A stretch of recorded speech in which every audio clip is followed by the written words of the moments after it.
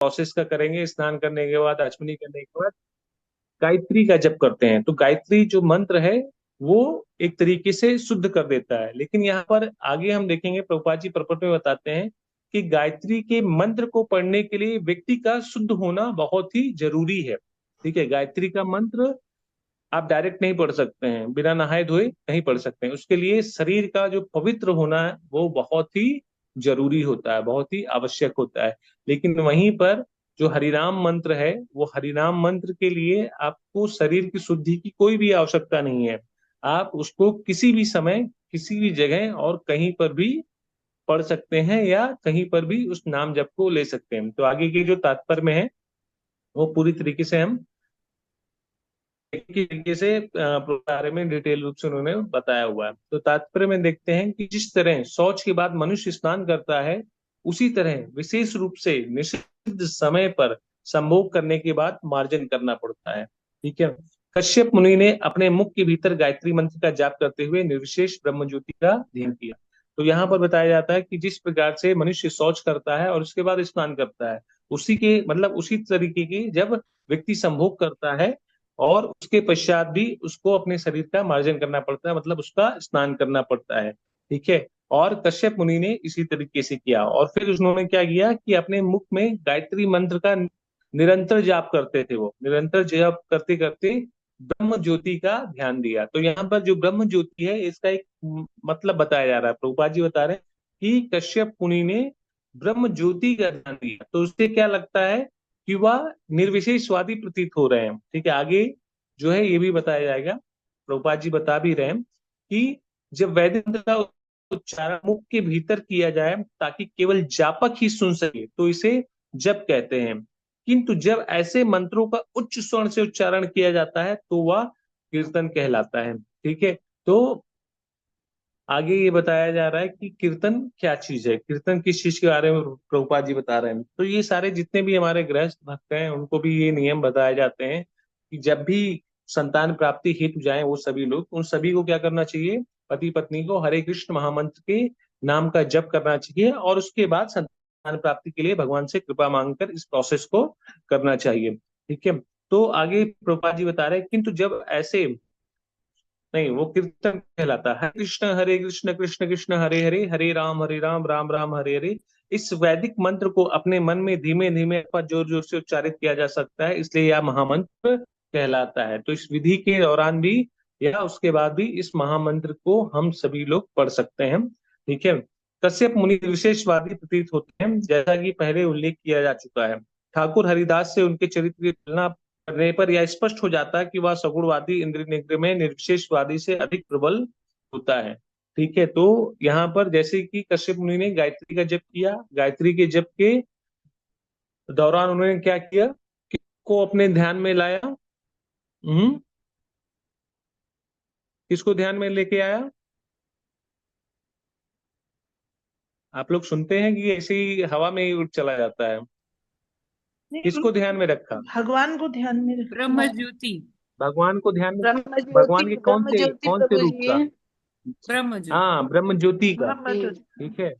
तो यहाँ पे हरिदास ठाकुर और कश्यप ऋषि की तुलना में क्या यहाँ पे प्रतीत है कि हरिदास ठाकुर जो है सगुणवादी हैं, वो सदैव भगवान को स्मरण करते थे, भगवान की ब्रह्म ज्योति पर कभी भी अपना ध्यान नहीं लगाते थे। ठीक है। लेकिन कश्यप मुनि ने यहाँ निर्विशेष। ब्रह्म ज्योति को, क्योंकि वो एक ब्राह्मण थे, ब्राह्मण होने के कारण उन्होंने अपने, जैसे ब्राह्मण क्या कर्म कांड के हिसाब से करते हैं। ठीक है। तो उनका भी एक्चुअली निर्विशेष सगुण में कोई अंतर नहीं है। ठीक है। अंतर बस इतना ही है कि निर्विशेषवादी उस ब्रह्म ज्योति पे जाते हैं और सगुणवादी भगवान के उस पावन रूप पे जाते हैं। ठीक है। लेकिन दोनों का जो लक्ष्य है वो एक ही तरफ है। बस ये है कि जो सगुणवादी है वो भगवान के टॉप मोस्ट आनंद तक पहुंच सकते हैं, निर्विशेषवादी केवल उनकी शक्तियों तक पहुंच सकते हैं। तो यहाँ पर यही बताया जा रहा है कि कश्यप मुनि निर्विशेषवादी प्रतीत होते हैं, जैसा कि पहले उल्लेख किया जा चुका है। ठाकुर हरिदास से उनके चरित्र की तुलना करने पर यह स्पष्ट हो जाता है कि एक सगुणवादी इंद्रिय निग्रह में निर्विशेषवादी से अधिक प्रबल होता है। तो यहाँ पर जो तात्पर्य बताया जा रहा है कि देखिए, कश्यप मुनि और हरिदास ठाकुर, अंतर क्या था कि कश्यप मुनि के सामने जब दिति अपने कामो उन्मुख से होकर उनके सामने है तो कश्यप मुनि विवश हो जाते हैं। वहीं पर हरिदास ठाकुर की समझ, वह वैश्या भी कामो उन्मुख से उन्मुख कर उनके समक्ष आकर नग्न भी बैठती है, तब भी हरिदास ठाकुर जो है अपनी भक्ति से या उस नाम जप से अपने आप विचलित को नहीं होते। नहीं विचलित होते हैं। हम्म, ठीक है, तो ये अंतर यहाँ पर है हम्म, कि भगवान के नाम में कितनी शक्ति है। ठीक है, कि उसके वैदिक मंत्र भी फीके पड़ जाते हैं। तो इसका कहने का, प्रभुपाद जी का जो कहने का कंक्लूजन यही है, जिसने भी भगवान के नाम का सहारा ले लिया, उनको इन सभी चीजों में कोई भी विचलित नहीं कर नहीं कर सकता, क्योंकि जो आनंद की प्राप्ति वो तुच्छ चीजों में है, उससे हजारों गुना ज्यादा आनंद की प्राप्ति उसको उस नाम में हो रही है। ठीक है, तो जब यहाँ पर ऊपर बताया गया कि जब किसी को स्वाद का आस्वादन हो जाता है तो वह नीचे के स्वाद को ग्रहण करना छोड़ देता है। ठीक है, अगर किसी को डेली डेली बढ़िया रसमलाई, गुलाब जामुन और चंद्रकला ये सब मिल रही है, तो कहाँ इलायची दाना और मिश्री, लड्डू ये सब खाएगा। ठीक है, तो कहने का तात्पर्य यही है कि जब हमें उच्च प्राप्ति होती है नाम जप के माध्यम से, भगवान की इस कृपा के से, तो हम इस सारी क्रियाओं में वैसे भी हमको बहुत टेस्ट नहीं आएगा, हम नहीं फंसेंगे। भगवत गीता में इसकी व्याख्या पर दृष्टा निवृत्ति से हुई है। उच्च पद पर स्थित होने पर मनुष्य निम्न कोटि की वस्तुएं ग्रहण करना बंद कर देता है। ठीक है, तो यहाँ पर यही बताया जा रहा है, प्रभुपाद जी यही बता रहे हैं कि जब व्यक्ति को हायर टेस्ट मिल जाता है तो लोअर टेस्ट जो है अपने आप ही फीके पड़ छूट जाते हैं। जाता है। ठीक है, अपने आप ही वो बंद हो जाता है। हम्म, ऐसा माना जाता है कि स्नान करने तथा गायत्री जप करने के बाद मनुष्य शुद्ध हो जाता है, किंतु महामंत्र इतना शक्तिशाली होता है कि कोई इसे किसी भी स्थिति में, चाहे धीरे धीरे जप करे या जोर से जप करे, वह संसार की सारी बुराइयों से बच जाता है। ठीक है, तो ये कृष्ण महामंत्र, हरे कृष्णा कृष्णा कृष्णा हरे हरे, हरे राम राम राम हरे हरे। जैसे जैसे हमारी रुचि इसमें बढ़ती जाएगी, तो हमारे जीवन की, हमारे अंदर की जो भी बुराइयां हैं, जो भी कमजोरियां हैं, वो सब अपने आप चली जाएंगी। दूर होते जाएंगे। ठीक है, तो प्रभुपाद जी ने बहुत ही अच्छे से इस चीज को यहाँ पर समझाया है। यहाँ पर वो कश्यप ऋषि को किसी प्रकार का दोष नहीं दे रहे हैं, लेकिन वो बता रहे हैं कि किस प्रकार एक ब्राह्मण जो सभी प्रकार के वैदिक मंत्रों को जानते हैं, ठीक है, जो सभी प्रकार के संध्या का पालन करते हैं, ठीक है, सुबह का पूजन का पालन करते हैं, सारे कर्मकांड का पालन करते हैं, लेकिन वो भी विवश हो जाते हैं अपनी पत्नी के सामने। लेकिन वहीं पर हरिदास ठाकुर, जिन्होंने नाम जप का आश्रय लिया हुआ है, और नाम में उनका इतना इतना उस नाम से उनको आनंद मिलता है कि उनको इस आनंद के सामने कोई और दूसरा आनंद चाहिए ही नहीं, मतलब और सारे आनंद वो तुच्छ हो गए। ठीक है, तो इसी को बोलते हैं कि महामंत्र का जब आस्वादन होता है तो जितने छोटे आनंद हैं, ठीक है, छोटे मोटे मजे हैं, वो अपने आप ही छूट जाते हैं, क्योंकि जब बड़े बड़े मजे मिलने लग गए तो फिर छोटे आनंद में कोई टेस्ट ही नहीं रह जाता है, तो व्यक्ति अपने आप ही बच जाता है। स्पष्ट है ना आप सभी को? जी। जी। हरे कृष्णा। प्रभु जी, स्पष्ट तो है कि हरे कृष्ण महामंत्र है, इसको धीरे भी बोला जा सकता है, लेकिन ट्रेंड में है कि इसको जोर से बोला जाए ताकि दूर दूर तक हो जाए, और काफी शक्तिशाली है, और इसके करने से महामंत्र की सारी बुराइयां दूर हो जाती हैं। लेकिन जो निर्विश्वादी हैं वो इतने स्ट्रांग नहीं होते हैं कि मैं जो है चाहे वो कर्म कांड करते हों। तो इस वजह से एग्जाम्पल है कि हरिदास ठाकुर जो है, क्योंकि सगुणवादी हैं तो ज्यादा वो मजबूत हैं। लेकिन प्रभु जी, ये जो मंत्र साथ में जो मंत्र आया है इसमें, गायत्री मंत्र की बात, तो गायत्री मंत्र को भी इतना बताया है कि यह शुद्ध होने के बाद किया जाता है तथा काफी पवित्र है इसके करने से, और सारी जो है शुद्ध हो जाता है आदमी। लेकिन ये भी पवित्र है तो इसको मुख के भीतर क्यों किया जाता है? महामंत्र की तरह इसको जोर से बोल के क्यों नहीं किया जा सकता है? जब हाँ, तो गायत्री पवित्र। मंत्र जो होता है, देखिए गायत्री मंत्र जो होता है ना, वो गुरुमुख के माध्यम से हमको मिलता है। ठीक है। तो इस्कॉन में भी ब्राह्मण दीक्षा जो होती है तो उनको भी गायत्री मंत्र मिलता है सभी को। ठीक है। तो गायत्री मंत्र सदैव वो मुख के भीतर ही किया जाता है, उसको बाहर नहीं किया जाता है, क्योंकि वो उस मंत्र को जो गुरु मुख द्वारा दिया जाता है उसे हमें किसी दूसरे को नहीं बताना होता। वो व्यक्ति विशेष का पर्सनल अपना अपना ही मंत्र होता है। ठीक है। अपना मतलब वो केवल और केवल उसी व्यक्ति को, जैसे आपको दिया गया तो आपको किसी और को नहीं बताना है। ठीक है। उसको आपके गुरु की आज्ञा अनुसार उसको स्वयं जप करना है, उसको तेज से नहीं करना होता है। ठीक है। तो जो भी गायत्री मंत्र का जप करता है वो तेज से नहीं करेगा, वो मुख के अंदर ही करेगा। समझ रहे हैं? तो उस हाँ गायत्री प्रभु जी। मंत्र को वो मुख के अंदर ही किया जाता है, उसको किसी को बताना नहीं होता है। प्रभु जी, जब कभी पहले रेडियो टीवी और ये मोबाइल वगैरह नहीं था तब तो ठीक है, गुरु बताते थे और अपने तक वो सीमित रहते थे, गुरु के द्वारा बताया हुआ मंत्र जो है सीक्रेट था। अब आजकल तो जगह जगह ये मोबाइल में और मंदिरों में भी जोर जोर से बजता है ये मंत्र। तो नहीं ये नहीं नहीं, फिर। एक्चुअली एक जो, हाँ, जो गायत्री मंत्र हम लोग सुनते हैं ना, ओम भूर्भुवस्सुवः तत्सवितुर्वरेण्यम, हाँ ये जो भी गायत्री मंत्र है, और भी गायत्री मंत्र होते हैं। ठीक है। गायत्री मंत्र मतलब जो ब्राह्मण दीक्षित होने पर वो हमें गुरु के माध्यम से मिलते हैं। ठीक है। ये गायत्री माता वाला मंत्र जो है, ये जितने भी ये अपने गायत्री समुदाय वाले हैं, वो गायत्री माता के लिए उन्होंने ये मंत्र लिखा हुआ है। ठीक है। ओम हाँ हाँ भूर्भुवस्सुवः। हाँ। लेकिन जो गायत्री मंत्र हमें गुरु से प्राप्त होता है वो अलग तरीके का अच्छा गायत्री प्रभु जी, वो मंत्र। अलग है थोड़ा से, ठीक है, हाँ यहाँ इसके एडिशनल है वो। हरे कृष्ण हाँ। प्रभु जी, ठीक है। ठीक है। वो अलग तरीके का मंत्र होता है, वो गुरु केवल अपने शिष्य को ही देता है। वो गुरु मंत्र से प्रवृत्त होता है। ठीक है। तो उसको गायत्री बोलते हैं। ये तो गायत्री माता जी का मंत्र है। ठीक है। हाँ माता जी, हाँ प्रभु जी, ठीक है, समझ गए। हाँ। तो हरे तो कृष्ण। यस।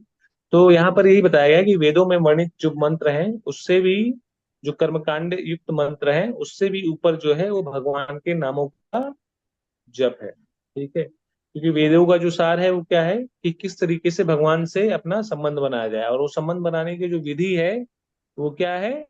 हरि नाम का जप। जितना हम हरि नाम का जप करेंगे, जितना हम उधर अपनी रुचि को बढ़ाएंगे, उतना ही हमको इसमें आनंद मिलता जाएगा। हरि नाम जप करने की विधि क्या है वो आप सबको पता है, निरंतर आप सभी लोग उस नाम का जप करते हैं।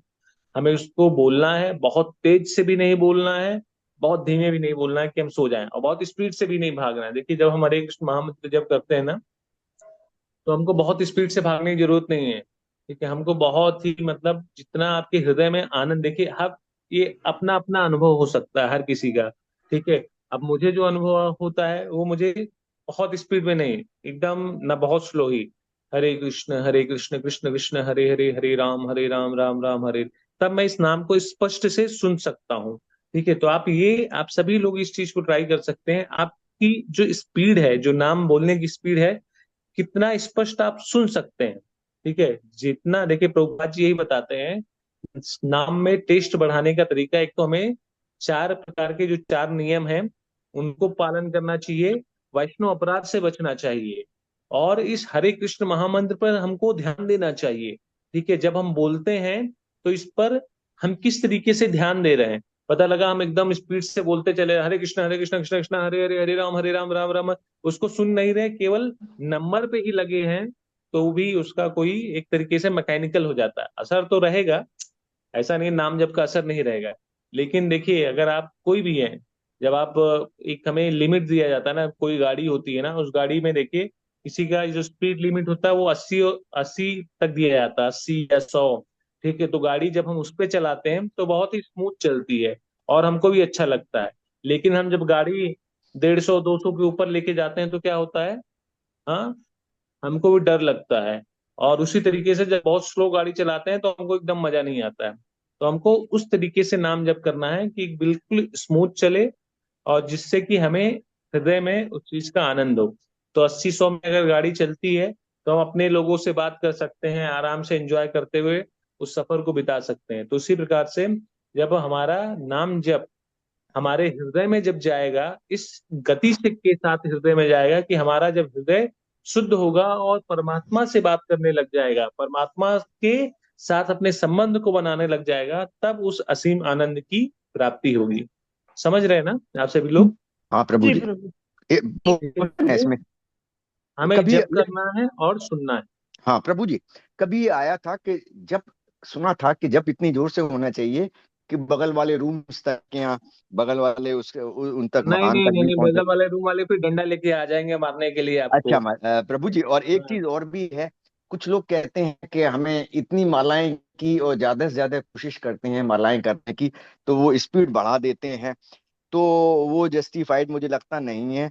और कहते हैं हाँ, कि देखिए भगवान जो है मतलब कानों के प्रभुपाद माध्यम जी से ना, हृदय तक। एक बार क्या गुरु महाराज ना हमारे, ठीक है, गुरु महाराज जो है दिन में जो है वो 40-40 माला करते थे, ठीक है। तो जैसे हम्म। उनको लगा प्रभुपाद जी इनको रिकॉग्नाइज करेंगे, ठीक, 16 माला जब करने के बाद भी वो दिन में 40-40 माला करते थे। तो एक बार बैठे बैठे जब कर रहे थे तो प्रभुपाद जी उनको देख रहे थे कई दिन से, ठीक है, कि सुबह से वो जब करते हैं, दोपहर तक जब करते ही रह जाते हैं। तो एक दिन प्रभुपाद जी उनके बगल से जा रहे थे, वो फिर से देखे प्रभुपाद जी आ रहे हैं, फिर से उस नाम जप को तेज तेज करने लग गए। प्रभुपाद जी उनके सामने आके आके बोलते हैं, how many rounds you did? तो उन्होंने बोला, Prabhupada I did 38 rounds, 2 rounds is left, I am doing every day 40 rounds. ठीक है, 38 माला किया हूं मैं अभी, और 40 माला डेली करता हूँ। तो उनको लगा प्रभुपाद जी शाबाशी देंगे। प्रभुपाद जी अपने डंडे उठाए, बोले ये माला के अलावा और भी सेवा करनी होती है, ठीक है, 16 माला दिया है तो 16 माला करो, कि चलो सेवा करो। तो कहने का अर्थ ये है कि देखिए, अगर आपके पास समय है तो आप निश्चित रूप से कीजिए हरि नाम गजप, 16 किया, 20 किया, 30 कीजिए, ठीक है। और 30 क्या, आप 64 माला भी कर सकते हैं। लेकिन अगर आपके पास और दूसरी भी सेवा है तो उस सेवा को उन्होंने दिया हुआ है प्रायोरिटी, कि आप जो है नियमित रूप से 16 माला का जप कीजिए। लेकिन जो 16 माला आप करते हैं ना, उसको ध्यान पूर्वक कीजिए, ठीक है। ध्यान पूर्वक मतलब वो केवल और केवल उस 16 माला के नाम के जप के बीच में और कोई ना आ पाए, ठीक है। और कोई मतलब कोई भी नहीं, क्योंकि वो जो समय होता है, ये जो समय होता है हरिनाम का जप का, तो इसके बीच में हमें कोई नहीं, वो मेरे और केवल परमात्मा के बीच की बात है, ठीक है। उस तो इतने, इसीलिए प्रभुपाद जी ने 16 माला का जप दिया कि स्टार्टिंग का जो 2 घंटा होता है, व्यक्ति सुबह 4 से 6, वो या जो भी है सुबह 3 से 5, जितने ब्रह्म मुहूर्त के समय, वो 2 घंटे पूरी तरीके से भगवान के साथ अपने संबंध को बनाने पे लगाए। फिर इसके बाद उसको दिन में जो समय मिलता है, जो उसका कार्य है, उसमें अपने आप को करते करते जप करे, गाए, कीर्तन करे, सेवा करे, ठीक है, वो सारी चीजें करे। लेकिन जितना जप करे वो शुद्धता से करे। समझ हरे रहे हैं कृष्ण ना? प्रभु जी, हरे कृष्ण प्रभु जी। ये कहते हैं कि भगवान कानों के माध्यम से जो है जब जप करते हैं तो प्रवेश करते हैं और हृदय में जाते हैं, और कानों के माध्यम से जब प्रवेश करते हैं तो मुख से आते हैं। तो इसलिए जो है जो है जब इतना इसीलिए साफ नौधा होना भक्ति में, चाहिए कि इसीलिए स्पष्ट नौधा रूप से। भक्ति में ना प्रभु जी, इसीलिए नौधा भक्ति में श्रवणम जो है ना, सबसे ऊपर आया, टॉप मोस्ट। जो नौ हाँ विधि है भक्ति की, हाँ श्रवणम, हाँ प्रभु जी। श्रवण, हम्म। जितना आप श्रवण करेंगे, फिर उसके बाद कीर्तन है। कीर्तन को पहले नहीं बोला गया है, सबसे पहले क्या हाँ बोला प्रभु गया जी। है? श्रवण। तो श्रवणम। जितना हम सुनेंगे उतनी ही अच्छे से हम बोल सकते हैं, ठीक है। प्रभु जी मैं कहता हूँ ना, जब तो जैसे कहते हैं ना लोग कि दोनों आईब्रोज के बीच में, जैसे उनको कहते हैं, मैं कानों की तरफ अपना फोकस करता हूँ कि हाँ, कानों बस से वही साफ करना सुनाई चाहिए। पड़ता है। रूपा जी भी बता रहे हैं, आईब्रोज के बीच में हम कोई अष्टांग योग थोड़ी कर रहे हैं प्रभु जी, हम लोग नाम जप, हाँ हम लोग नहीं करते हैं हम लोग। हम तो लोग मैं को प्रभु जी कानों की तरफ ध्यान दे आ रहा है, सुनाई बस स्पष्ट बस है। वैसे ही हरे करना कृष्ण, चाहिए। हरे कृष्ण। हम लोग को वैसे ही करना चाहिए, कानों पे ध्यान देना चाहिए। ठीक है माता जी, तो हम लोग आगे बढ़ते हैं कानों पे ध्यान देते हुए। 33वां श्लोक। पढ़िए, या अगला श्लोक पढ़िए। दितिस्तु व्रीडिता तेन कर्मावद्येन भारत, उपसंगम्य विप्रश्रिम मधो मुखभ्य भाषत। हरे कृष्णा। हरे कृष्ण। दितिस्तु पुरीडिता तेन कर्मावद्येन भारत, उपस्थं विप्रसि मधु मुख्यभ्य भासत। हरे कृष्ण। हरे कृष्णा। दितिस्तु तेन कर्मावधेन भारत उपसर्गम्याभिधिप्रतिमथो मुख्याभ्याभासत। हरे कृष्ण। हरे कृष्ण माता जी। तुम लोग जिसका शब्दार्थ पढ़ते हैं। दिति कश्यप पत्नी दिति ने तू लेकिन व्रीडिता लज्जित तेन उस कर्म कार्य से अवदेन दोषपूर्ण भरत हे भरत वंश के पुत्र उपसंगम पास जाकर विप्र ऋषि ब्राह्मण ऋषि के संग अधमुखी अपना मुख नीचे किए अभ्यभाषा विनम्र होकर कहा। अनुवादन तात्पर्य शिला प्रभुपाद जी के द्वारा। शिला प्रभुपाद की जय। हे भारत, इसके बाद दिति अपने पति के और निकट गई और उसका मुख दोषपूर्ण कृत्य के कारण झुका हुआ था। उसने इस प्रकार से कहा। तात्पर्य में श्रील प्रभुपाद जी लिखते हैं कि जब कोई व्यक्ति निंदनीय कार्य के लिए लज्जित होता है तो स्वभावतः नतमुख हो जाता है। तो देखिए, जब कोई गलत कार्य करता है ना, तो उसका मस्तक, उसका मुख जो है अपने आप ही नीचे झुक जाता है। तो यहाँ पर भी वही हुआ। जब दिति को अपने पति के साथ निंदनीय संभोग करने के बाद चेत हुआ, ठीक है, तो यहाँ पर ऐसा नहीं कि दिति को ज्ञान नहीं था, तो ज्ञान था, लेकिन कामुकतावश जब वो काम के वशीभूत हो गई तो उसने ये कार्य कर डाला। और जब उसको इस चीज का, जब उसकी चेतना आई, तब उस चीज को उसको ज्ञात हुआ कि उसने बहुत ही गलत कार्य किया। और ऐसे संभोग को क्या कहा जाएगा? वैश्यावृत्ति की भर्त्सना की जाती है। श्रील प्रभुपाद जी भी लिखते भी हैं कि ऐसे संभोग को वैश्यावृत्ति की तरह भर्त्सना की जाती है। दूसरे शब्दों में कहा जाए, यदि नियमों का ठीक से पालन ना हो तो अपनी पत्नी के साथ संभोग भी वैश्यावृत्ति के समान है। तो इसीलिए गृहस्थ जीवन में हमें बताया जाता है कि देखिए, पति पत्नी का अर्थ क्या है? जो पति को पत्नी का अर्थ ये होता है कि जो पति को पतन से बचाए, ठीक है। लेकिन जब पत्नी इसी चीज पर उतर आएगी तो पति और पत्नी दोनों का ही पतन हो जाता है, ठीक है। तो धर्म आचरण का पालन करना वो बहुत ही जरूरी हो जाता है। इसीलिए गृहस्थ धर्म बनाया गया है।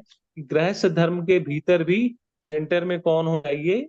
भगवान होने चाहिए। हमें जो भी कार्य करना है वो भगवान के आनंद के लिए कार्य करना है, ना तो अपनी इंद्र तृप्ति के लिए कार्य करना है। जो भी चीज हम अपनी इंद्र तृप्ति के लिए करते हैं, जैसे यहाँ पर एक दूसरे के साथ रिलेशन भी बनाना क्या हो गया? वैश्यावृत्ति के समान आ गया। तो एक तरीके से हम नियम को तोड़ते हैं, ठीक है। स्पष्ट है ना ये श्लोक? आगे बढ़ते हैं। जी बिल्कुल। जी। दितिरुवाच न मे गर्भमिमं ब्रह्मन् भूतानां वृषभो अवधीत् रुद्रः पतिर्हि भूतानां यस्या कर्ममहसं। हरे कृष्ण।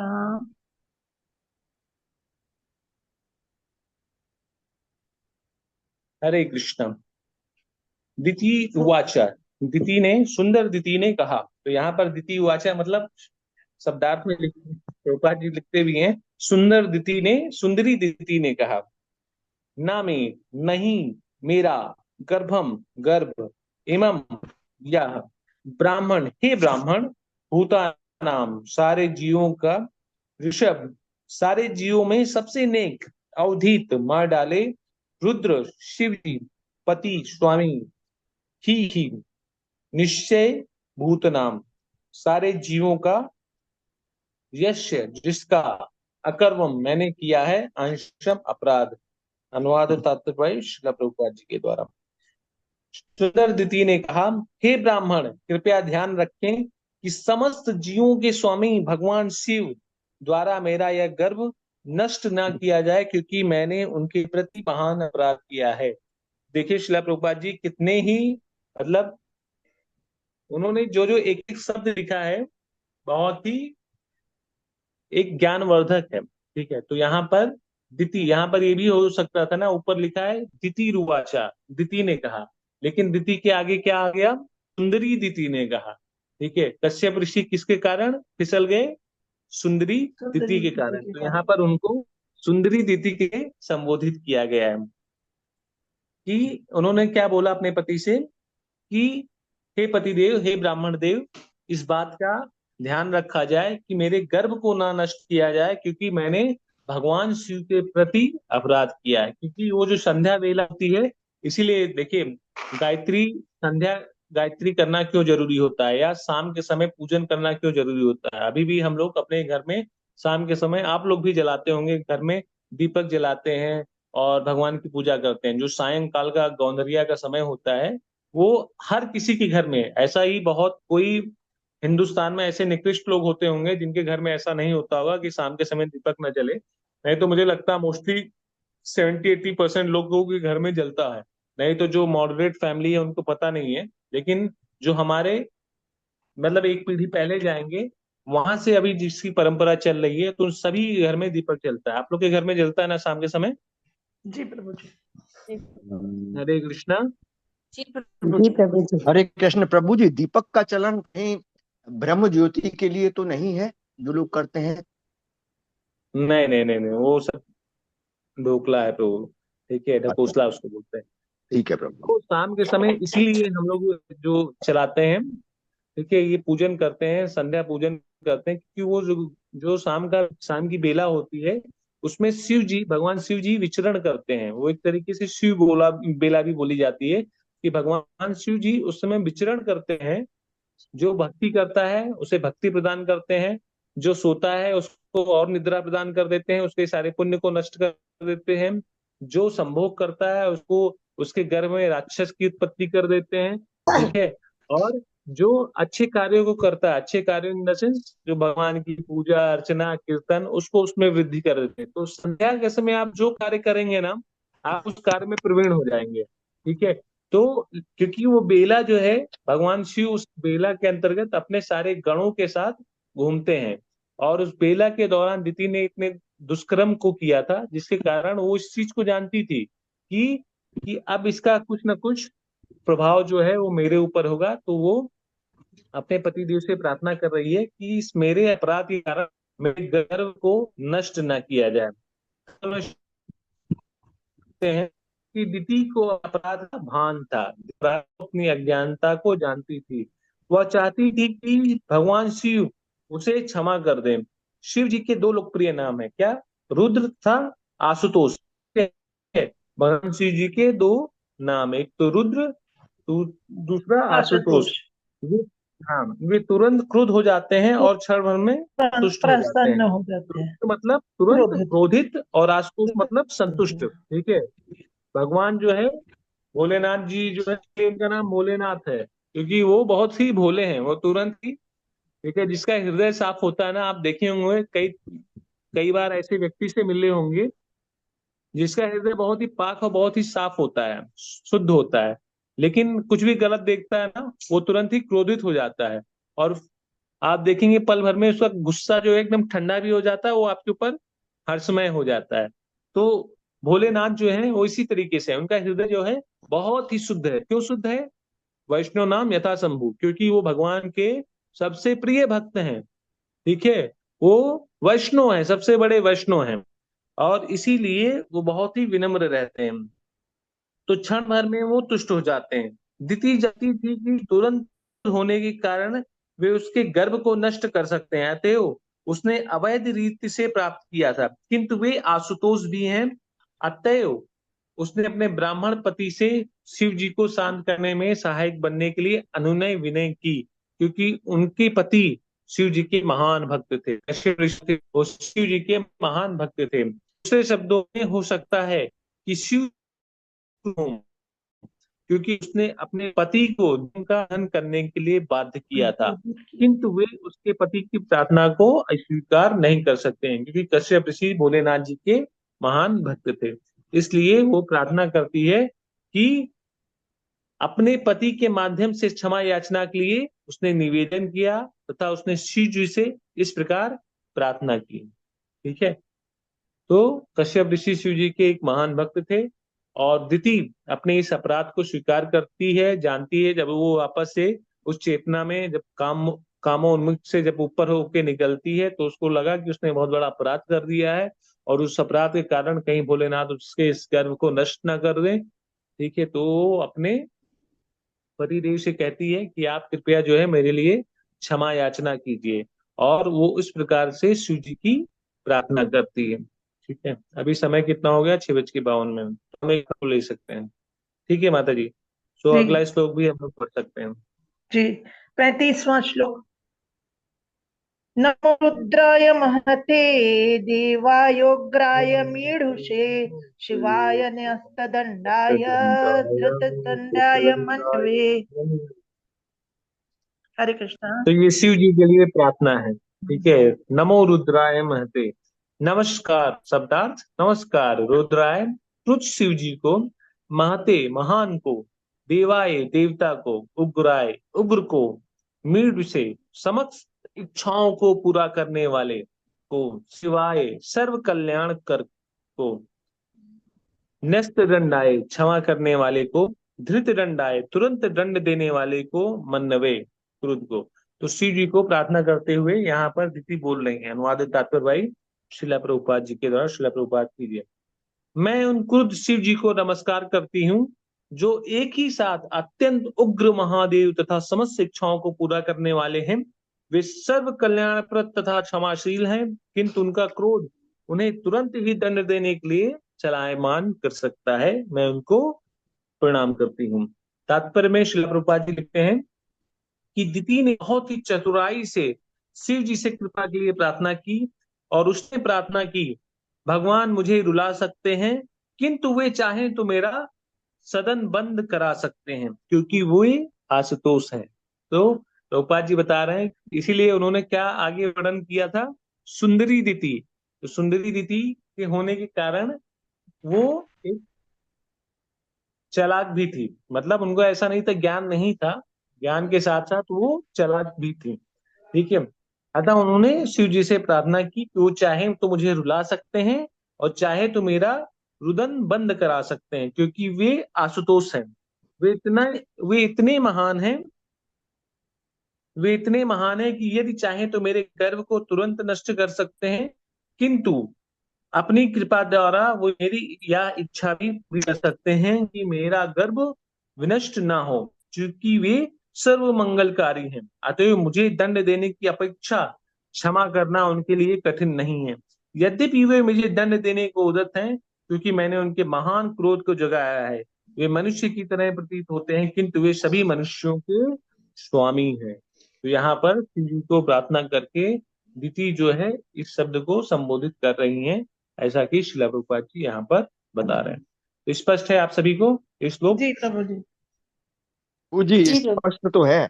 अब शिव जी जो है दोनों क्वालिटी हैं, रुद्र भी हैं, आशुतोष भी हैं और कल्याणकारी भी हैं, सर्व कल्याणकारी हैं, क्षमाशील भी हैं।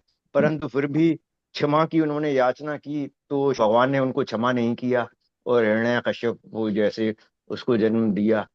तो नहीं, भगवान क्षमा क्या कर दिया ना डांट उनके वो। हाँ प्रभु जी,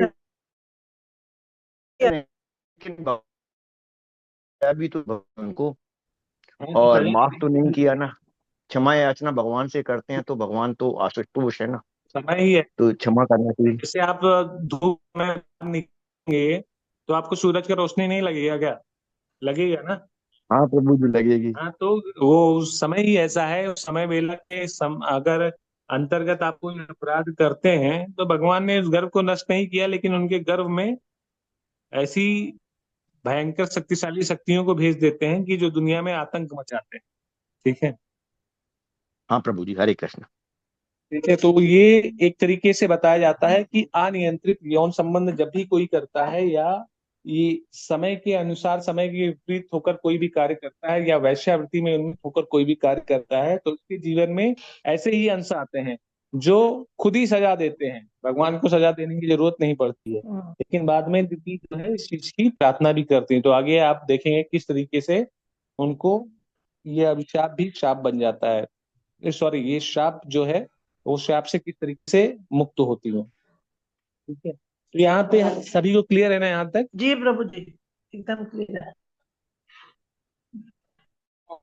तो कृष्णा प्रभु जी। यस माता जी। प्रभु जी फर्स्ट वाले श्लोक में ब्रह्म का अर्थ गायत्री मंत्र लिखा हुआ था।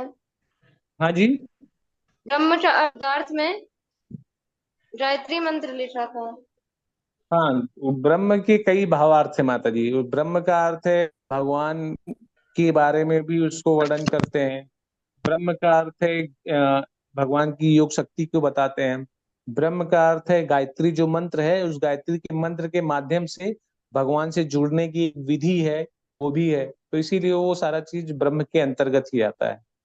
ठीक है। जी जो प्रभु। चीज भगवान से, भगवान को संबोधित करती है, वो सारी चीजें जो है भगवान के ब्रह्म के रूप में ही आती हैं। ठीक है। जी प्रभु जी। तो हाँ, तो वो मंत्र जो हमें मिलता है मुख के द्वारा, तो उससे भगवान से कनेक्शन बनाने का प्रयास करते हैं, वो उसकी विधि के द्वारा है। ठीक है। Yes। और किसी का कुछ प्रश्न है माता जी?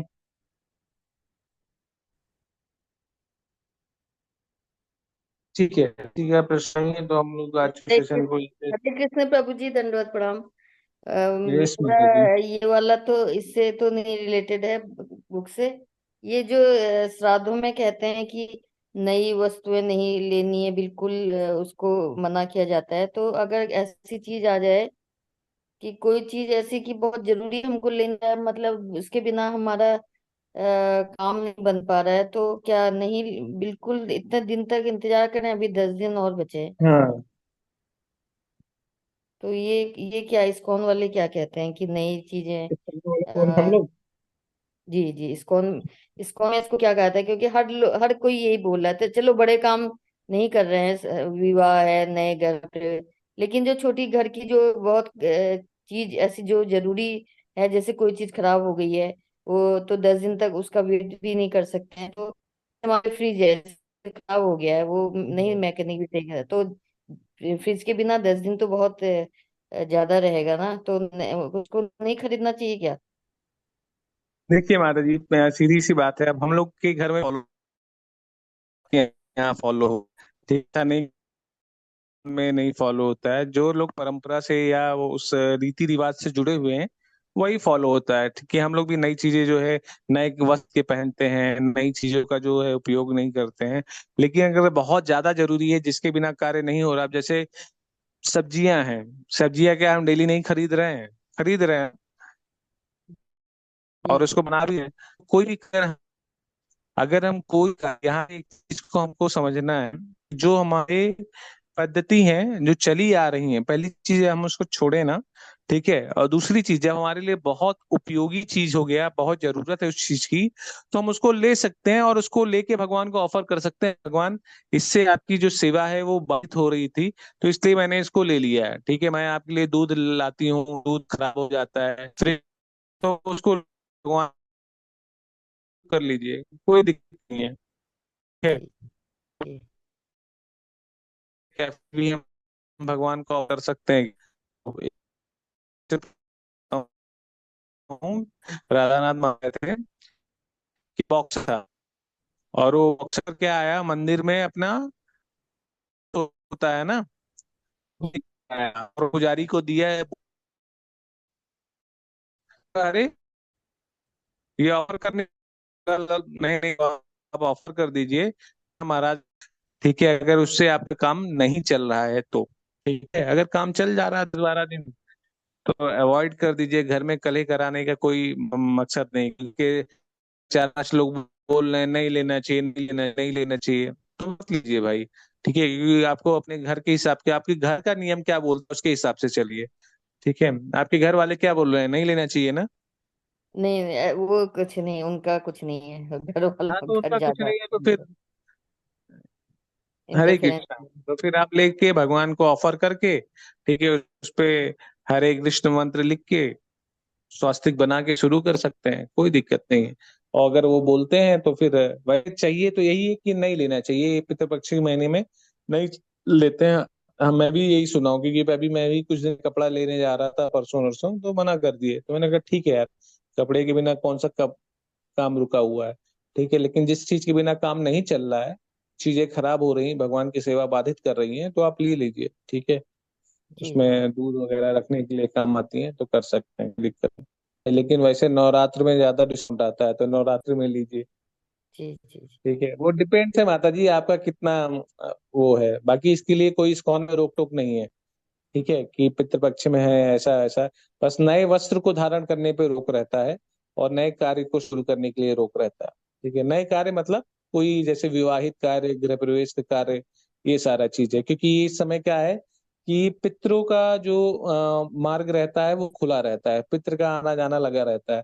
तो इसीलिए बोलते हैं कि इस समय जो पितृपक्ष का समय है वो ज्यादा से ज्यादा हरि नाम करना चाहिए। अपने पितरों के लिए डेली जो है उनको प्रसाद खिलाना चाहिए। आपके घर में जो भी सात्विक भोजन बन रहा है भगवान को अर्पित करके डेली सुबह को किसी को खिला देना। और ये जो ठीक जी जी। ठीक है ना माता जी। Thank you. तो वो थैंक यू आपके ऊपर प्रभु। है, हरे उसमें कृष्णा। ये इस कौन कोई हो रहा है। हरे हरे कृष्णा। यस माता जी।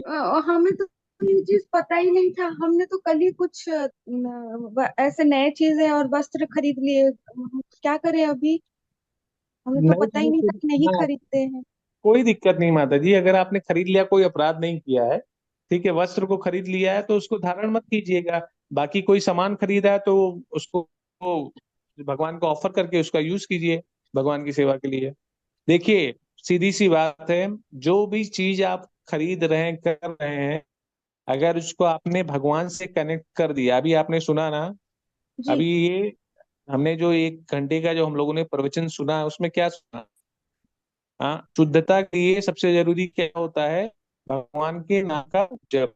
ठीक है, अगर हम भगवान से उस चीज को कनेक्ट करते हैं, सारी चीजें, जड़ वस्तु भी, यहाँ पे चेतन वस्तु की बात नहीं हो रही है, जड़ तथा चेतन दोनों वस्तु को भगवान से कनेक्ट कर देते हैं तो क्या होती है?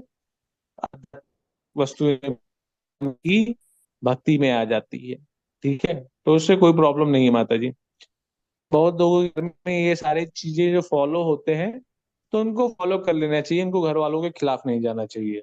ठीक है, जिसके घर में नहीं है और जिसको पता नहीं है तो भगवान को ऑफर करके कर सकते हैं, कोई दिक्कत नहीं। और प्रभु जी हाँ कोई गिफ्ट कर हरे दे तो? कृष्ण। हरे कृष्ण। अब हरे मान कृष्ण कोई प्रभु गिफ्ट कर दे तो क्या करेंगे फिर? उसको आप गिफ्ट दीजिएगा और गिफ्ट तो देते हैं।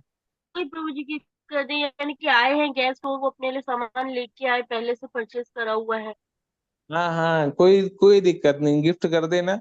अगर आप लोग को नहीं लेना होगा तो मैं अपना एड्रेस भेज दूंगा, मुझे दे दिया कीजिएगा आप लोग।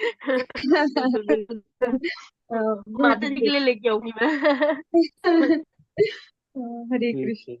हरे प्रभु कृष्ण ठीक है माता। दंडवत प्रभु जी, प्रणाम। एक सबको कोटि कोटि एक प्रणाम।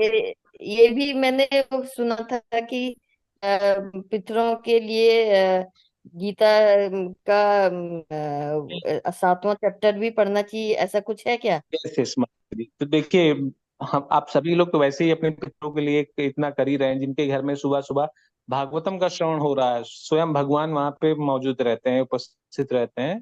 तो आप सभी को चाहिए, बाकी दिन में आपको जब भी समय मिले तो भगवत गीता का जो 7वां अध्याय है उसको भी पढ़ सकते हैं। और ज्यादा से ज्यादा हरि नाम जप भी कर सकते हैं, बोल भी सकते हैं भगवान को, ये एक माला जो है हमारे पितरों के लिए, ये एक माला का जो फल है हमारे पितरों को चला जाए। ठीक है, एक माला 2 माला भी उनके लिए कर सकते हैं, अच्छे वो कीजिए। तो उनको हरिनाम जप से बहुत ही राहत मिलता है।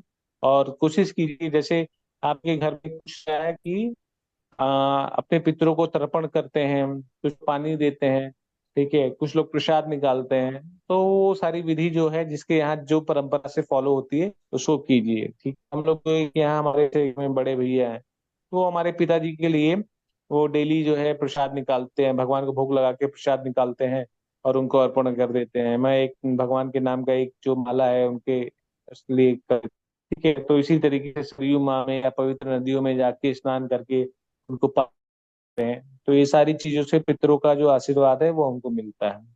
तो जैसे ठीक है, एक ही माला के लिए हो जाएगी, जैसे जैसे अपने सास ससुर हैं उनकी, मेरे हमारे एक ही नाम ही सबके लिए हो जाएगा माता जी। आपने बोला ये कृष्ण का नाम भगवान के लिए एक ही नाम काफी है। ठीक है, लेकिन आप जितना करते हो उतना उनको फायदा मिलेगा जी ना। तो कोई 1,000 रुपए दे रहा है और बाद में फिर 1,000 1,000 1,000 करके दे, आप लेंगी नहीं क्या? जी जी जी हाँ, जी जी धन किसी को कम लगता है जी क्या? जी तो ये जो नाम रूपी धन है ये उनके लिए जितना करेंगी उतना फायदेमंद है। जी समझ रहे हैं ना? जी प्रभु जी। हरे कृष्ण हरे प्रभु जी, कृष्णा। दंडवत प्रणाम। हरे कृष्ण माता जी, धन्यवाद प्रणाम। हाँ, यस माता जी। प्रभु जी, जैसे कि ये श्राद्ध चल रहा है तो इसमें हमें कौन कौन सा अध्याय मतलब पढ़ सकते हैं हम, क्योंकि हम 8वां पढ़ रहे थे, 12वां 15वां पढ़ रहे थे, आप 7वां बताएं तो कौन कौन सा पढ़ सकते हैं स्पेशली। पिछली माता जी देखिए, आप वैसे भी हरिनाम, इसमें सबसे इम्पोर्टेंट जो होता है वो जी हरिनाम ही होता है। जी ठीक है। जी तो अध्याय के लिए, उनको पढ़ने के लिए आप जा सकते हैं, 7वां अध्याय भी पढ़ सकते हैं, 8वां अध्याय भी पढ़ सकते हैं। जी। ठीक है। और सुबह सुबह आप लोग जब करी सारे लोग हम्म। ना, ठीक है, जी तो उसमें कोई प्रॉब्लम नहीं है। जी ठीक है। चाहे आप जी 7वां पढ़िए, 8वां पढ़िए, जो मेन चीज क्या होता है कि भगवान का जो नाम है ना, वो नाम हम्म, है। ठीक है। ज्यादा नाम लेंगे उतना ही उनको आनंद मिलेगा। ठीक जी। है। उतना ही उनको वहां पे जो है एक संतुष्टि की, सुख की हम्म, अनुभूति होती है। जी। ठीक है। हरे तो उसमें कोई दिक्कत नहीं है, चाहे आप ये आठवां आठवां ये ना भगवत प्राप्ति है ना, जी जी जी। सातवां भगवत ज्ञान है। हाँ, तो चाहे भगवत प्राप्ति पढ़िए, चाहे हम्म, भगवत ज्ञान पढ़िए, दोनों एक ही भगवान के ज्ञान का है। आप सारा कोई पढ़ सकते हैं। और सबसे जरूरी जो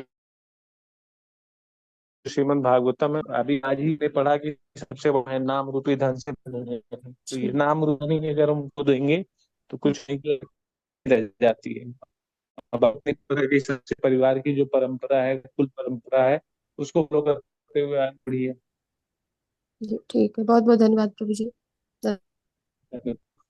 हरे कृष्ण प्रभु जी।